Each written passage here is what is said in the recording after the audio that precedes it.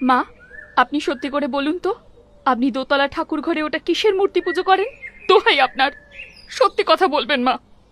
মূর্তি মানে? হ্যাঁ, তুমি জানলে কি করে আমার ঠাকুর ঘরের সিংহাসনে একটা মূর্তি আছে? তুমি ওখানে কবে গেছিলে? হ্যাঁ, আগে আগে সেটা কও দেখি বাছা, কবে গেছিলে? আর কেনই বা গিয়েছিলে? তোমাকে তো যেতে বারণ করা হয়েছিল ওখানে।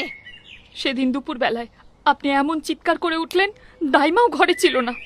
বাধ্য হয়ে আমি ওপরে গিয়ে দেখি আপনি অজ্ঞান হয়ে পড়ে আছেন ঠাকুর ঘরে। দরজা খোলা, তখন দেখেছি ওই মূর্তি। মা, পাথরের মূর্তির চোখ এমন ভাবে জ্বলে কি করে মা? আর তাছাড়া প্রত্যেক দিন রাতের বেলায় একটা ভয়ঙ্কর দেখতে মহিলা আমার খোকাকে নিতে আসে, বলে সে নাকি খোকাকে নিয়ে যাবে। কেন বলে মা? এসবের মানে কি? সব খুলে বলুন আমাকে, দোহাই আপনার। তার মানে ওই